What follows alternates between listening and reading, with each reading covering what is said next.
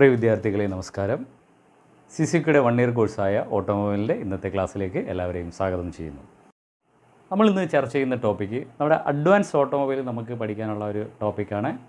MPFI system എന്ന് പറഞ്ഞ സിസ്റ്റത്തെക്കുറിച്ചാണ് നമ്മൾ പഠിക്കുന്നത്. MPFI system. അപ്പോൾ MPFI സിസ്റ്റം എന്ന് പറഞ്ഞു കഴിഞ്ഞാൽ അതിൻ്റെ വർക്കിംഗ്, പിന്നെ അതുപോലെ അതിനകത്ത് ഉപയോഗിക്കുന്ന സെൻസറുകളെ കുറിച്ചൊക്കെയാണ് നമ്മളിന്ന് ക്ലാസ്സിൽ ചർച്ച ചെയ്യാൻ വേണ്ടിയിട്ട് പോകുന്നത്. അപ്പോൾ എന്താണ് MPFI സിസ്റ്റം? അപ്പം MPFI സിസ്റ്റത്തിൻ്റെ ഫുൾ ഫോം എന്താണെന്ന് വെച്ച് കഴിഞ്ഞാൽ multi point fuel injection system. Multi point fuel injection system. അപ്പം നമ്മൾ സാധാരണ വെഹിക്കിളുകളിൽ, അല്ലെങ്കിൽ നമ്മൾ നേരത്തെ പഴയ കാലങ്ങളിലൊക്കെ ഉപയോഗിച്ചുകൊണ്ടിരിക്കുന്ന വെഹിക്കിളുകളിൽ ഉപയോഗിക്കാതിരുന്നൊരു സിസ്റ്റമാണിത്. അപ്പോൾ ആധുനികപരമായിട്ടുള്ള പെട്രോൾ വാഹനങ്ങളിലൊക്കെയാണ് നമ്മളിപ്പോൾ MPFI സിസ്റ്റം യൂസ് ചെയ്തുകൊണ്ടിരിക്കുന്നത്. അപ്പം MPFI സിസ്റ്റത്തിൻ്റെ പ്രാധാന്യം എന്തുകൊണ്ടാണ് MPFI സിസ്റ്റം ഇപ്പോൾ ലേറ്റസ്റ്റ് വാഹനങ്ങളിൽ ഉപയോഗിക്കാനുള്ള കാരണം? അപ്പം നമുക്കറിയാം, പഴയ വാഹനങ്ങളിൽ നമ്മൾ കാർബറേറ്റർ അങ്ങനെ അതുപോലുള്ള, നിങ്ങൾക്ക് അതിൻ്റെ വർക്കിങ്ങും കാര്യങ്ങളൊക്കെ അറിയാവുന്നതാണ് അല്ലേ? അപ്പോൾ അതിലേക്ക് ഞാൻ കടക്കുന്നില്ല. അപ്പോൾ കാർബറേറ്റർ പോലുള്ള കാര്യങ്ങൾ ഉപയോഗിച്ചിട്ടാണ് നമ്മൾ എയർ ഫ്യൂവൽ മിശ്രിതത്തെ നമ്മൾ കൺട്രോൾ ചെയ്തത് അല്ലേ? അപ്പം ഇവിടെ നമ്മൾ ആ സിസ്റ്റത്തിൽ നിന്ന് വിഭിന്നമായ രീതിയിലേക്ക് വാഹനത്തിൽ ഉപയോഗിക്കുന്ന ഒരു സിസ്റ്റമാണ് MPFI സിസ്റ്റം എന്ന് പറയുന്നത്. അപ്പോൾ എന്തുകൊണ്ടാണ് MPFI സിസ്റ്റം ഇപ്പോൾ നമുക്ക് പ്രാധാന്യം കൂടുന്നതെന്ന് ചോദിച്ചു കഴിഞ്ഞാൽ, നമ്മൾ കുറച്ച് അഡ്വാൻറ്റേജ്, അതിൻ്റെ കുറച്ച് അഡ്വാൻറ്റേജ് എന്ന് പറയുമ്പോഴത്തേക്ക്, അഡ്വാൻറ്റേജിലുപരി കാർബറേറ്ററിൽ നിന്നും കാർബറേറ്റർ നേരത്തെ നമ്മൾ ഉപയോഗിച്ചത് കൊണ്ട് നമുക്കുണ്ടായിരിക്കുന്ന ഡിസഡ്വാൻറ്റേജ് എന്താണെന്ന് ആദ്യമേ നമുക്ക് നോക്കാം. അതായത് നമുക്ക് ഒന്നാമത് നമ്മൾ പറയുന്നതെന്ന് വെച്ചാൽ, നമുക്ക് വോളിമെട്രിക് എഫിഷ്യൻസി കുറയുന്നു. അപ്പം പഴയ കാർബറേറ്റർ, ഇപ്പോൾ നമ്മൾ പഴയ കാർബറേറ്ററിൻ്റെ കാര്യമാണ് പറയുന്നത്. അപ്പം വോളിമെട്രിക് എഫിഷ്യൻസി കുറയുന്നു എന്നുള്ളതാണ് ഒരു അപര്യാപ്തതയെന്ന് പറയുന്നത്. അപ്പോൾ എന്താണ് വോളിമെട്രിക് എഫിഷ്യൻസി? നേരത്തെ നമ്മൾ എഞ്ചിൻ്റെ തുടക്ക കാലങ്ങളിൽ നിങ്ങൾക്ക് പഠിച്ചിട്ടുണ്ടാവും, അത് നമ്മൾ നോക്കിയാൽ മതി. അപ്പോൾ ഈ വോളിമെട്രിക് എഫിഷ്യൻസി കുറയുന്നതും ഒരു കാർബറേറ്ററിൻ്റെ അപര്യാപ്തതയാണ്. പിന്നെ അതുപോലെ തന്നെ ഒരേ സമയത്തും വ്യത്യസ്ത അളവിലും ഗാഢതയിലുമുള്ള എയർ ഫ്യൂൽ മിശ്രിതം സിലിണ്ടറിൽ പ്രവേശിക്കുന്നു. അതായത് വ്യത്യസ്തമായ അളവിൽ, അതാണ് നമുക്കുണ്ട്, വ്യത്യസ്തമായ അളവിലും പിന്നെ അതുപോലെ തന്നെ ഗാഢതയിലുമുള്ള എയർ ഫ്യൂൽ മിശ്രിതം സിലിണ്ടറിൽ പ്രവേശിക്കുന്നു. പിന്നെ അതുപോലെ തന്നെ മാനിഫോൾഡിൻ്റെ ഉൾവശങ്ങളിൽ പാർട്ടിക്കിൾ ഷേപ്പുകളിൽ ഇന്ധനം പറ്റിപ്പിടിച്ചിരിക്കുന്നു. അപ്പോൾ ഇന്ധനത്തിൻ്റെ കൺസപ്ഷൻ എന്തായിരിക്കും? കൂടുതൽ ആവാം. അപ്പോൾ എന്താണ്? മാനിഫോൾഡിൻ്റെ ഉൾവശങ്ങളിൽ കണിക രൂപത്തിൽ ഇന്ധനം എന്ത് ചെയ്യുന്നു? പറ്റിപ്പിടിച്ചിരിക്കുന്നു. പിന്നെ അതുപോലെ തന്നെ വ്യത്യസ്ത ലോഡുകളിൽ പിന്നെ അനുയോജ്യമായ എയർ ഫ്യൂൽ മിശ്രിതം രൂപപ്പെട്ട് സിലിണ്ടറിൽ എത്തുന്നില്ല. അതായത് ഒരു വാഹനം സഞ്ചരിക്കുന്ന സമയത്ത് പല ലോഡുകൾ ഉണ്ടാകുന്നു. ആ ലോഡുകളിൽ കറക്റ്റ് എയർ ഫ്യൂൽ മിശ്രിതം എന്ത് ചെയ്യുന്നില്ല? നമ്മുടെ സിലിണ്ടറിലേക്ക് എത്തുന്നില്ല. അതും എന്താണ്?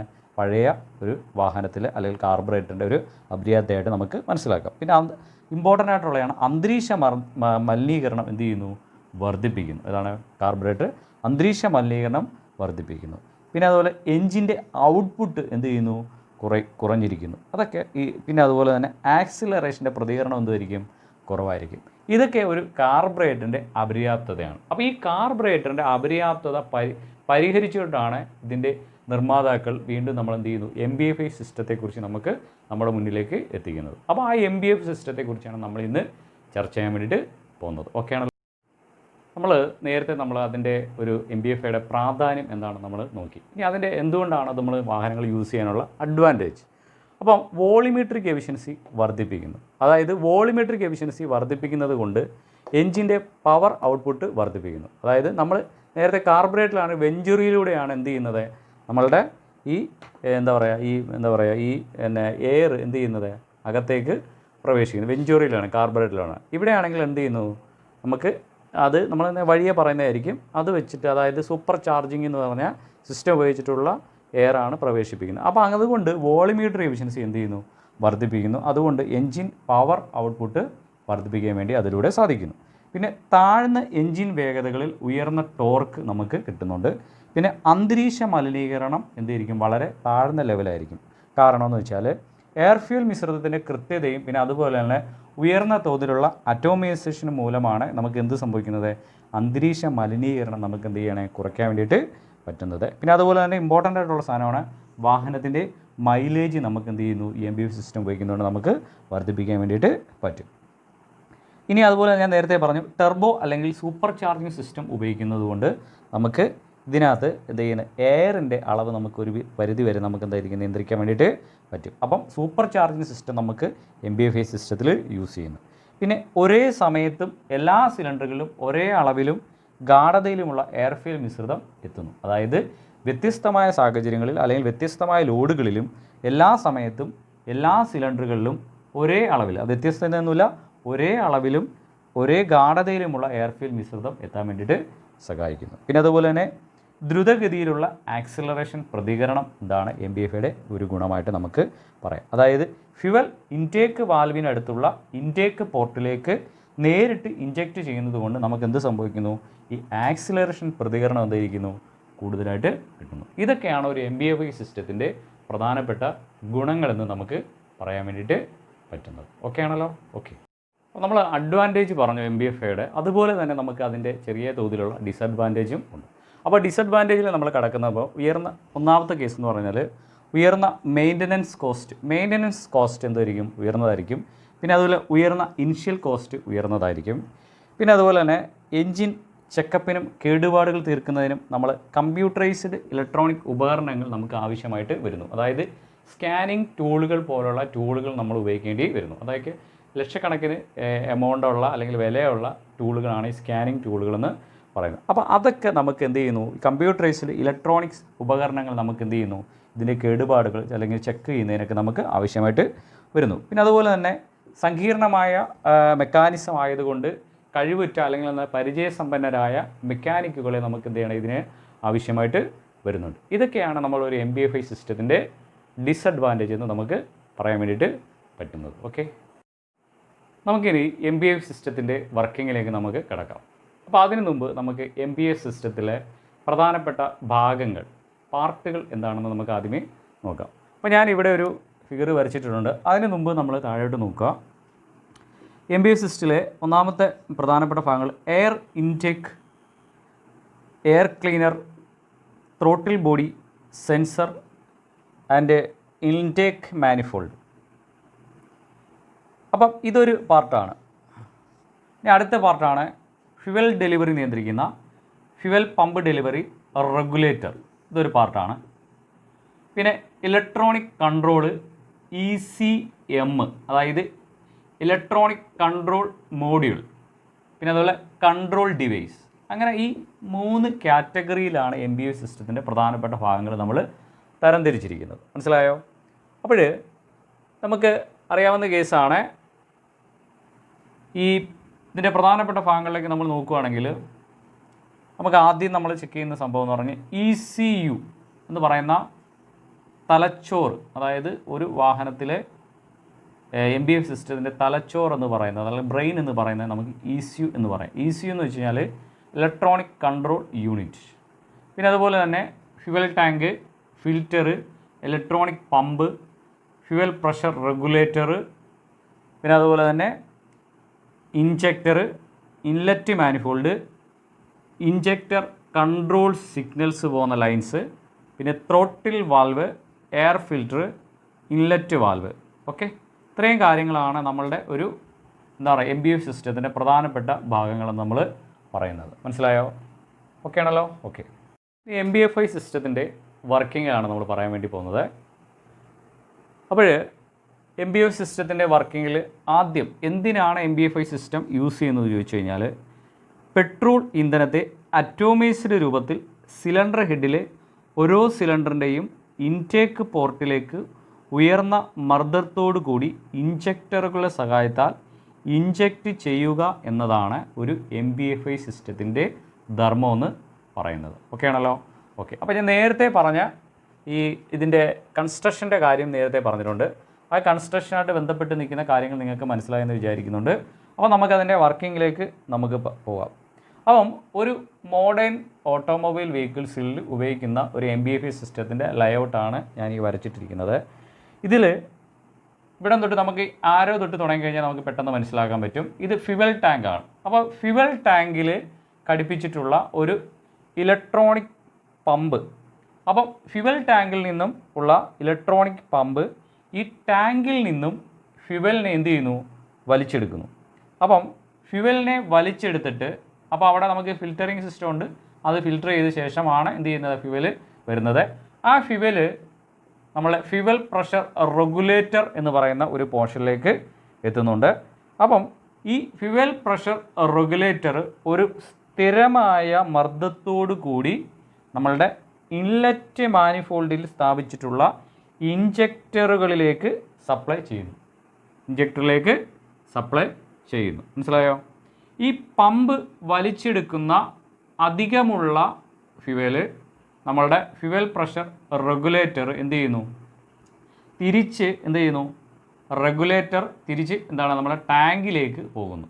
അപ്പം എന്തുകൊണ്ടാണ് ഇങ്ങനെ ഒരു സജ്ജീകരണം ഇതിനകത്ത് വെച്ചിരിക്കുന്നത് വെച്ചാൽ, ഈ ലൈൻസുകളിലുണ്ടാകുന്ന നമ്മളുടെ ഫ്യുവല് പോകുമ്പോഴുണ്ടാകുന്ന കുമിളകൾ, അതുപോലെ തന്നെ തുളുമ്പൽ, അതായത് അങ്ങനെയുള്ള ഈ ഫ്യുവലിൻ്റെ ആ തിളയ്ക്കുന്നത് അതൊക്കെ ഒഴിവാക്കാൻ വേണ്ടിയിട്ട്, അതായത് വേപ്പർ ലോക്കിംഗ് ഒഴിവാക്കാൻ വേണ്ടിയിട്ട് നമുക്ക് ഈ ഒരു സജ്ജീകരണം നമുക്ക് കഴിയുന്നു. മനസ്സിലായല്ലോ? അപ്പോൾ ഇനി ഇലക്ട്രോണിക് കൺട്രോൾ യൂണിറ്റിലുള്ള ഈ യൂണിറ്റ് ഇവിടെയാണ് നമ്മുടെ വർക്കിംഗ് പറയുന്നത്. അപ്പോൾ നമ്മൾ നേരത്തെ പറഞ്ഞു, ഇവിടുന്ന് നേരെ ഫ്യുവല് ഇങ്ങനെ പോയി ഇങ്ങനെ വന്നു, ഫ്യുവൽ പ്രഷർ റെഗുലേറ്റർ വന്നു. ഫ്യുവൽ പ്രഷർ റെഗുലേറ്ററാണ് എന്ത് ചെയ്യുന്നത്, റെഗുലേറ്റ് ചെയ്ത് കറക്റ്റ് ടൈമിലേക്ക് ഇഞ്ചക്ടറിലേക്ക് ഫ്യുവലിനെ എത്തിക്കുന്നത്. ഓക്കെ ആണല്ലോ? ഇനി എങ്ങനെയാണ് ഇത് നടക്കുന്നതിനെ കുറിച്ചാണ് പറയുന്നത്. മനസ്സിലായോ? അതായത് ഇലക്ട്രോണിക് കൺട്രോൾ യൂണിറ്റിൽ നിന്നുള്ള കൺട്രോൾ സിഗ്നൽ എത്തുമ്പോൾ ഇഞ്ചക്ടറിനകത്തെ സോളിനോയിഡ് പ്രവർത്തിച്ച് ഇഞ്ചക്ടറിനെ തുറന്ന് ഇന്ധനത്തെ അറ്റോമൈസ്ഡ് രൂപത്തിൽ എന്ത് ചെയ്യുന്നു, മാനിഫോൾഡിലേക്ക് സ്പ്രേ ചെയ്യുന്നു. അറ്റോമൈസ്ഡ് രൂപത്തിലേക്ക് മാനിഫോൾഡിലേക്ക് സ്പ്രേ ചെയ്യുന്നു. ഇനി ഈ സിഗ്നൽ ECUവിൽ നിന്നുള്ള സിഗ്നൽ ഇല്ലാതാകുന്ന സമയത്ത് ഇഞ്ചക്ടർ അടയുന്നു. അതായത് ഒരു സ്പ്രിങ്ങിൻ്റെ സഹായത്താലാണ് എന്ത് ചെയ്യുന്നത്, ഇഞ്ചക്ടർ അടയുന്നത്. ഈ ഇഞ്ചക്ടർ ഇഞ്ചക്റ്റ് ചെയ്യുന്ന ഇന്ധനത്തിൻ്റെ അളവ് ECUവിലെ കൺട്രോൾ സിഗ്നലിൻ്റെ ഇൻറ്റൻസിറ്റി അല്ലെങ്കിൽ എന്താണ് അതിൻ്റെ തീവ്രതയെ എന്ത് ചെയ്യുന്നു, ആശ്രയിച്ചിരിക്കുന്നു.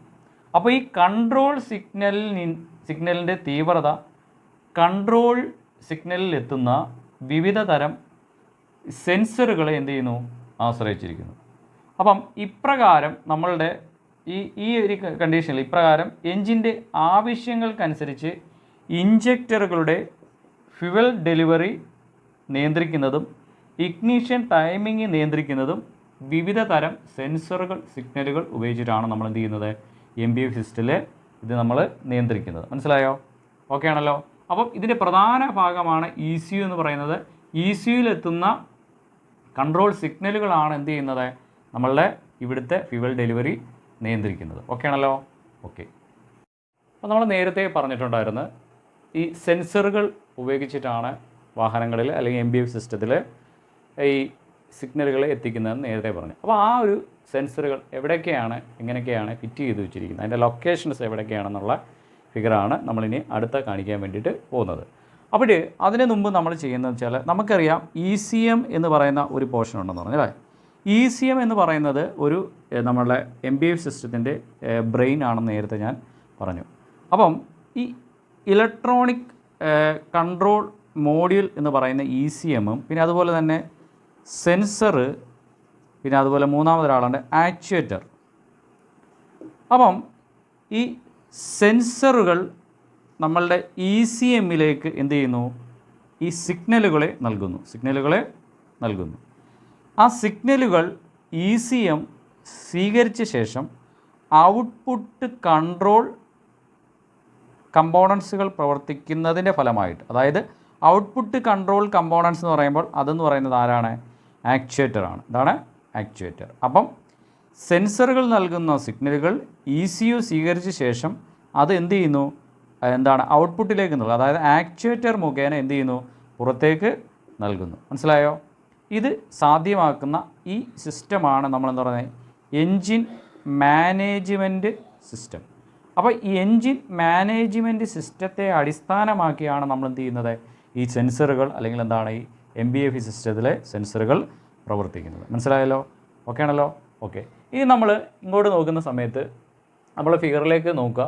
ഈ ഫിഗറിൽ നോക്കുന്ന സമയത്ത് ഈ സെയിം ഫിഗർ തന്നെയാണ് ഇവിടെ വരച്ചിട്ടിരിക്കുന്നത്.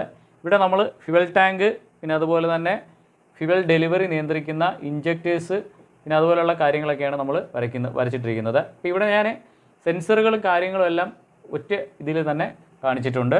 അപ്പോൾ ഒന്നാമത് നമ്മൾ പറയുന്ന A എന്ന് പറയുന്നത് കുറച്ച് ലെറ്റേഴ്സിനെ അടിസ്ഥാനമാക്കിയിട്ട് എന്താണ് നമ്മൾ അതിനെ തരംതിരിച്ചിട്ടുണ്ട്. ഇത് എ എന്ന് പറയുന്നത് ഫ്യുവൽ ടാങ്കാണ്, ബി എന്ന് പറയുന്നത് ഫ്യുവൽ പമ്പാണ്, ഈ കാണിച്ചിരിക്കുന്ന ഫ്യുവൽ പമ്പ്. പിന്നെ സി എന്ന് പറയുന്നത് ഫ്യുവൽ ഫിൽറ്ററാണ് ഈ കാണിച്ചിരിക്കുന്നത്. ഡി എന്ന് പറയുന്നത് ഇഞ്ചക്റ്റേഴ്സ് ആണ്, അതായത് ഇവിടെ നമുക്ക് 4 ഇഞ്ചക്റ്റേഴ്സ് നമ്മൾ കാണിച്ചിട്ടുണ്ട്. പിന്നെ അതുപോലെ തന്നെ ഇ എന്ന് പറയുന്നത് ഇൻടേക്ക് മാനിഫോൾഡ് എന്ന് പറയുന്ന സാധനമാണ്. ഇ എന്ന് പറയുന്നത് ഇൻടേക്ക് മാനിഫോൾഡ് എന്ന് പറയുന്ന ഈ സിസ്റ്റമാണ് കാണിച്ചിരിക്കുന്നത്. പിന്നെ അതുപോലെ തന്നെ ഈ ജി എന്ന് പറയുന്നത് ത്രോട്ടിൽ ബട്ടർഫ്ലൈ പിന്നെ വാൽവാണ്, ത്രോട്ടിൽ ബട്ടർഫ്ലൈ വാൽവാണ് ഈ കാണിച്ചിരിക്കുന്നത്.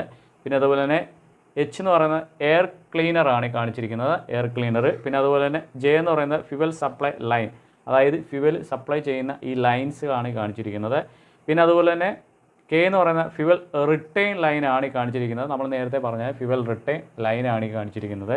പിന്നെ അതുപോലെ തന്നെ എൽ എന്ന് പറയുന്നത് ഫ്യുവൽ കോമൺ റെയിൽ, അതായത് ഫ്യുവലിൻ്റെ കോമൺ റെയിലാണ് ഈ കാണിച്ചിരിക്കുന്നത്, ഫ്യുവൽ കോമൺ റെയിലാണ് കാണിച്ചിരിക്കുന്നത്.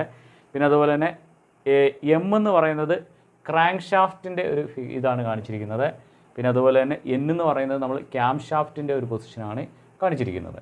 അപ്പോൾ നമ്മൾ ഇവിടെ ഉപയോഗിക്കുന്ന സെൻസറുകൾ എന്ന് ഡിനോട്ട് ചെയ്യാൻ വേണ്ടിയിട്ടാണ് ഞാൻ എസ് എന്ന് പറയുന്ന ലെറ്റേഴ്സ് നമ്മൾ സൂചിപ്പിക്കുന്നത്. അപ്പോൾ S1 എന്ന് പറയുന്നത് IAT സെൻസറാണ്, IAT സെൻസറാണ്. അതിൻ്റെ ഡീറ്റെയിൽ നമ്മൾ പിന്നെ പറയുന്നതായിരിക്കും.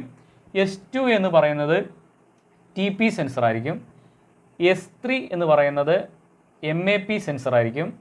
ഇനി S4 എന്ന് പറയുന്ന നോക്ക് സെൻസറാണ്. S5 എന്ന് പറഞ്ഞാൽ ഓക്സിജൻ സെൻസറാണ്.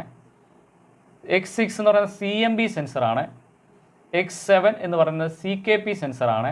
S8 എന്ന് പറഞ്ഞാൽ ECT സെൻസർ, ഈ ECT സെൻസറാണ്. ഈ ഫിഗറിൽ നമുക്ക് നോക്കിക്കഴിഞ്ഞാൽ ഇതും കൂടെ നോക്കിക്കഴിഞ്ഞാൽ നമുക്ക് വ്യക്തമായിട്ട് മനസ്സിലാക്കാൻ വേണ്ടിയിട്ട് പറ്റും ഈ സെൻസറുകളുടെ ലൊക്കേഷൻ എവിടെയൊക്കെയാണ് ഈ സെൻസറുകൾ ഇരിക്കുന്നതിൻ്റെ ഡീറ്റെയിൽ ഫിഗറാണ് ഈ കാണിച്ചിരിക്കുന്നത്.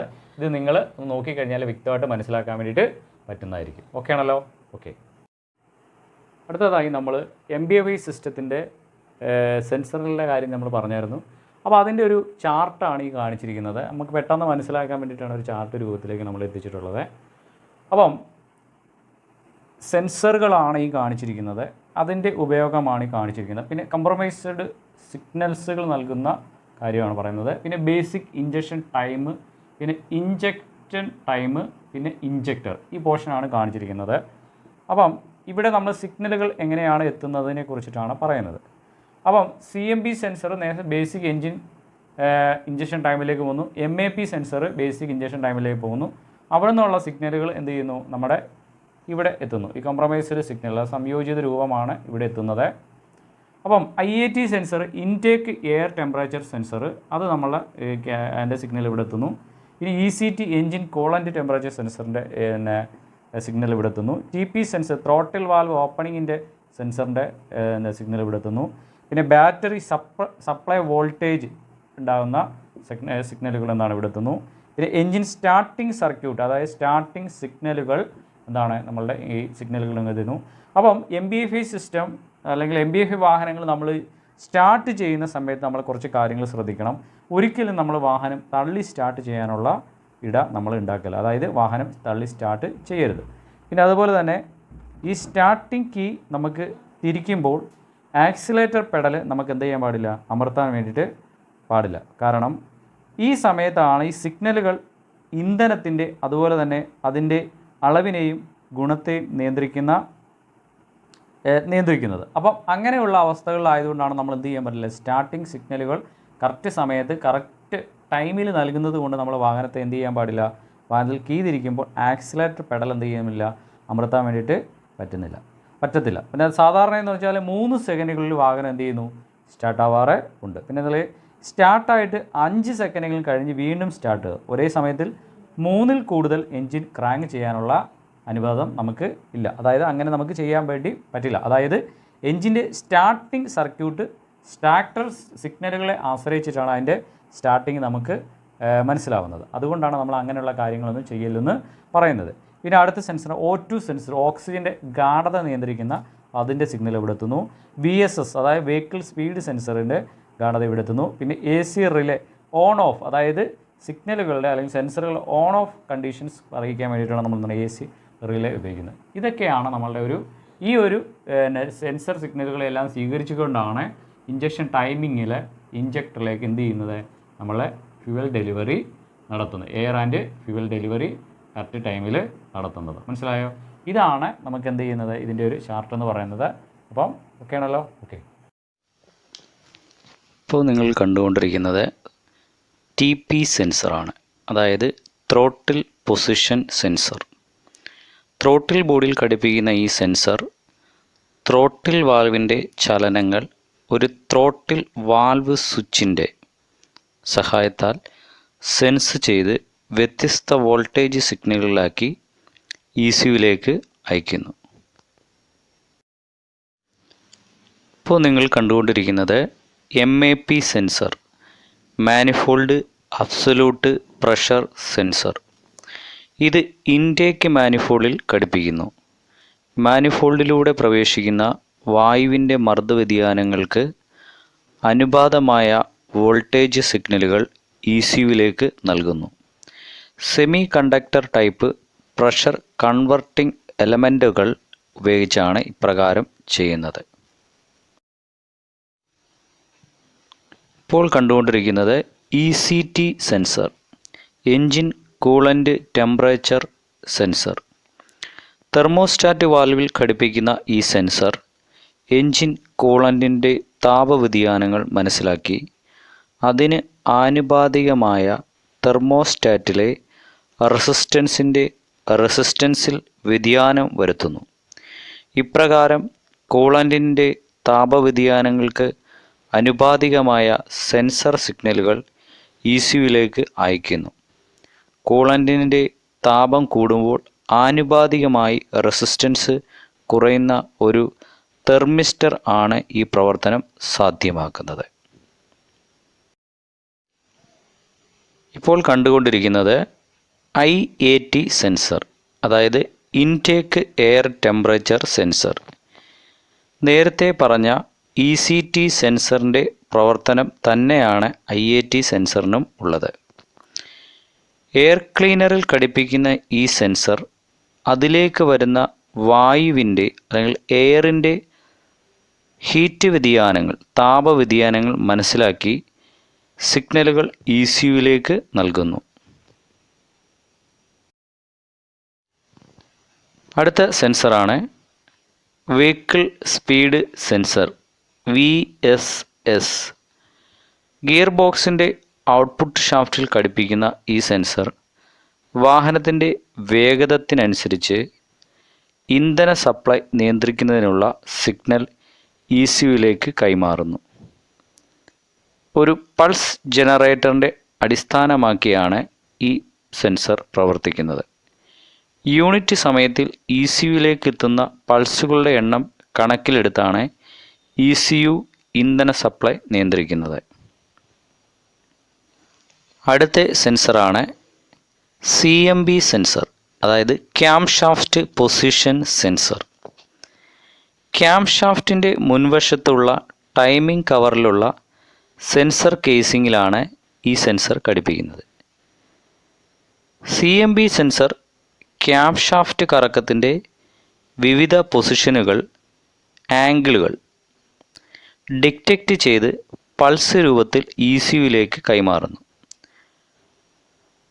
ഹാൾ എഫക്റ്റ് സ്വിച്ച് അല്ലെങ്കിൽ പൾസ് ജനറേറ്റർ തത്വം അടിസ്ഥാനമാക്കിയാണ് ഇത് പ്രവർത്തിക്കുന്നത്. അപ്പം ഹാൾ എഫക്റ്റ് സ്വിച്ച് അല്ലെങ്കിൽ പൾസ് ജനറേറ്ററിൻ്റെ വർക്കിംഗ് എന്താണെന്ന് നോക്കിക്കഴിഞ്ഞാൽ, രണ്ട് കാന്തിക ധ്രുവങ്ങൾക്കിടയിലൂടെ, അതായത് മാഗ്നറ്റിക്കിനിടയിലൂടെ ഒരു ഷട്ടർ അല്ലെങ്കിൽ അകാന്തിക വസ്തു, കാന്തമല്ലാത്തൊരു വസ്തു കടന്നു പോകുമ്പോൾ അവയ്ക്കിടയിലുള്ള മാഗ്നറ്റിസം അല്ലെങ്കിൽ കാന്തികതയ്ക്ക് ഡിഫറൻസ് സംഭവിക്കുന്നു, വിഘ്നം ഉണ്ടാകുന്നു. ഹാൾ എഫക്റ്റ് സ്വിച്ചിൻ്റെ റോട്ടറിൽ കർവ്ഡ് ഷേപ്പിലുള്ള പ്ലേറ്റുകൾ, അതായത് ഷട്ടറുകൾ ഉണ്ടായിരിക്കും. റോട്ടർ കറങ്ങുമ്പോൾ ഇവ മാഗ്നറ്റിക് സെൻസറിൻ്റെ കാന്തിക ധ്രുവങ്ങൾ പോൾസുകൾക്കിടയിലൂടെ കടന്നു പോകുന്നു. ഇപ്രകാരം ഷട്ടറുകളുടെ അല്ലെങ്കിൽ ലോബുകളുടെ എണ്ണത്തിന് തുല്യമായി കാന്തികതയ്ക്ക് വിഘ്നം സംഭവിക്കുന്നു. ഷട്ടർ ധ്രുവങ്ങൾക്കിടയിൽ ഇല്ലാത്ത സമയത്ത് മാഗ്നറ്റിക് സെൻസറിൽ സംജാതമാകുന്ന വോൾട്ടേജ് ECUവിലേക്ക് കൈമാറ്റം ചെയ്യപ്പെടുന്നു. സാധാരണയായി CMB സെൻസറിൽ ഉപയോഗിക്കുന്ന ഹാൾ എഫക്റ്റ് സെൻസറുകളിൽ 16 ലോബുകളാണ് ഉള്ളത്. അടുത്തതായി ക്യാം ഷാഫ്റ്റ് സെൻസർ CKP സെൻസർ. ക്രാങ്ക് ഷാഫ്റ്റിൻ്റെ മുൻവശത്ത് ടൈമിംഗ് കവറിലുള്ള മറ്റൊരു സെൻസർ കേസിലാണ് CKP സെൻസർ ഘടിപ്പിക്കുന്നത്. കൂടുതൽ കൃത്യതയ്ക്കായി ചില എഞ്ചിനുകളിൽ 16 ലോബുകൾക്ക് പകരം 32 ലോബുകൾ, അതായത് ഷട്ടറുകൾ ഘടിപ്പിച്ച റോട്ടറുകളാണ് CKP സെൻസറിൻ്റെ ഹാൾ എഫക്റ്റ് സെൻസർ ഉപയോഗിക്കുന്നത്. ഇത് നമ്മളുടെ CMB സെൻസറിൻ്റെ പ്രവർത്തനം പോലെ തന്നെയാണ് ഈ ക്യാം ഷാഫ്റ്റ് സെൻസറും വർക്ക് ചെയ്യുന്നത്. ഓക്കെ,